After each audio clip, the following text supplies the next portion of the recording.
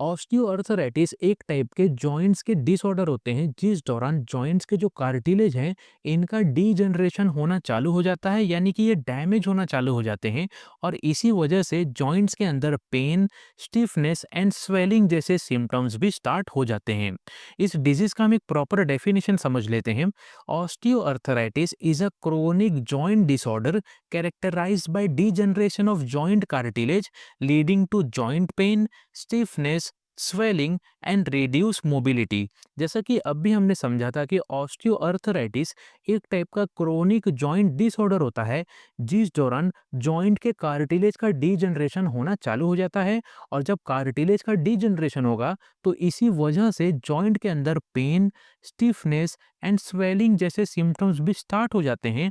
और इसी के साथ साथ पेशेंट का जो मोबिलिटी होता है, यानी कि जो चलने और फिरने का एबिलिटी होता है, वो भी काफ़ी ज़्यादा रिड्यूस हो जाता है। जैसा कि आप अपने स्क्रीन पे ये डायग्राम देख सकते हैं, ये डायग्राम है साइनोवियल जॉइंट का। यहाँ पर आपको ऊपर और नीचे जो ब्लू कलर का पार्ट दिख रहा है, ये है आर्टिकुलर कार्टिलेज। जब ये कार्टिलेज यहाँ पे डैमेज होना चालू हो जाता है या इनका डीजनरेशन होना चालू हो जाता है, तो ये कार्टिलेज यहाँ से धीरे-धीरे गायब होना चालू हो जाते हैं, जिस वजह से ऊपर और नीचे जो बोन्स है ये आपस में टकराने लगते हैं, इनका फ्रिक्शन होने लगता है। और जब इनका फ्रिक्शन होगा तो हमारे जॉइंट के अंदर इसी वजह से पेन, स्वेलिंग और स्टीफनेस जैसे कंडीशन भी चालू हो जाते हैं। सो ये तो था introduction and definition about osteoarthritis. Hope आपको अच्छे तरीके से समझ गया होगा।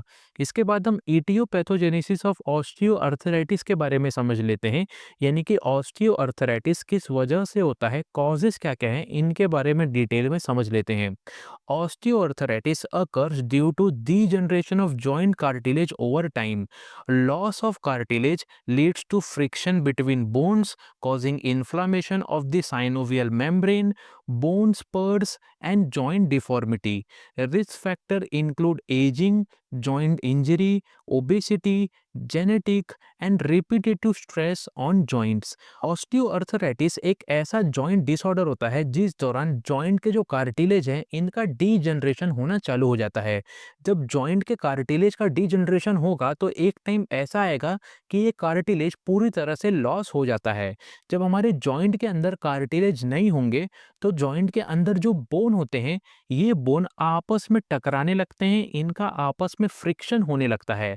जब बोन का आपस में फ्रिक्शन होगा तो इसी फ्रिक्शन की वजह से जॉइंट के अंदर जो साइनोवियल मेम्ब्रेन होते हैं इनके अंदर इन्फ्लामेशन हो जाता है और जॉइंट के अंदर बोन स्पर्स का फॉर्मेशन भी स्टार्ट हो जाता है, यानी कि हमारे जॉइंट्स के अंदर नए नए छोटे छोटे बोन्स का फॉर्मेशन भी होने लगता है जिसको हम बोलते हैं बोन स्पर्स। और इसी सब वजह से जॉइंट डिफॉर्म होना चालू हो जाएगा, यानी कि जॉइंट्स के अंदर अलग अलग डिफॉर्मिटीज हमें दिखाई देंगे, जिस वजह से पेशेंट का जो मोबिलिटी है वो भी काफ़ी हद तक रिड्यूस हो जाता है।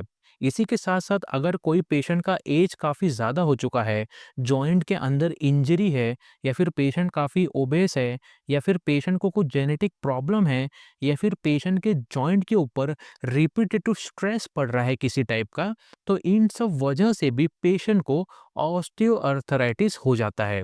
सो ये तो था इटियोपैथोजेनेसिस ऑफ ऑस्टियोआर्थराइटिस। होप आपको अच्छे तरीके से समझ गया होगा। नेक्स्ट हम क्लिनिकल मैनिफेस्टेशन ऑफ ऑस्टियोआर्थराइटिस के बारे में समझ लेते हैं, यानी कि इस डिजीज के साइंस एंड सिम्टम्स क्या होते हैं, लक्षण क्या होते हैं, इनके बारे में डिटेल में समझ लेते हैं।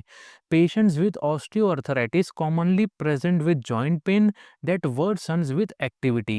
Patients also have stiffness in joints, especially after rest or in the morning. Swelling and tenderness occur around affected joints. Large joints like knees, hips, and spine are commonly affected. As the disease progresses, patients may develop reduced joint mobility, bone enlargements, and joint deformities. जिन patient को osteoarthritis disease हो जाता है ऐसे patient को joint के अंदर काफ़ी ज़्यादा पेन होने लगता है, और ये पेन किसी भी टाइप के एक्टिविटी को करने के बाद और ज़्यादा वर्स होने लगता है। पेशेंट को जॉइंट के अंदर स्टीफनेस भी हो जाता है, और ये स्टीफनेस रेस्ट करने के बाद या फिर मॉर्निंग टाइम पर और ज़्यादा वर्स होने लगता है। इसी के साथ साथ पेशेंट को जॉइंट के अंदर स्वेलिंग स्वेलिंग या फिर टेंडरनेस जैसे कंडीशन भी होने लगते हैं। पेशेंट के बॉडी के अंदर जो बड़े-बड़े जॉइंट्स होते हैं जैसे कि नीज़, हिप्स एंड स्पाइन ये वाला एरिया, ऐसे जॉइंट्स के अंदर काफ़ी ज़्यादा प्रॉब्लम्स होने लगते हैं। जैसे-जैसे ऑस्टियोआर्थराइटिस डिजीज़ प्रोग्रेस होता है, वैसे-वैसे पेशेंट के जॉइंट का जो मोबिलिटी होता है, वो काफ़ी रिड्यूस हो जाता है। यानी कि पेशेंट अपने हाथ और पैर को अच्छे तरीके से हिला नहीं पाते हैं। इसी के साथ-साथ पेशेंट का जो बोन है, वो काफ़ी एनलार्ज हो जाता है और जॉइंट के अंदर हमें डिफ़ॉर्मिटीज़ भी दिखाई देते हैं। सो ये तो था clinical manifestation of osteoarthritis. Hope आपको अच्छे तरीके से समझ गया होगा।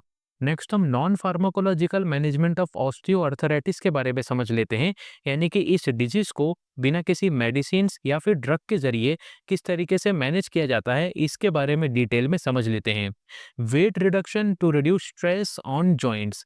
जिन पेशेंट को ऑस्टियोआर्थराइटिस है, ऐसे पेशेंट को अपना जो वेट है वो रिड्यूस करना चाहिए और एक हेल्थी रेंज में रखना चाहिए, जिस वजह से इनके जॉइंट पे स्ट्रेस कम पड़ेगा। और जब जॉइंट पर स्ट्रेस कम होगा तो पेशेंट को जॉइंट के अंदर पेन और स्वेलिंग भी कम होना चालू हो जाएगा।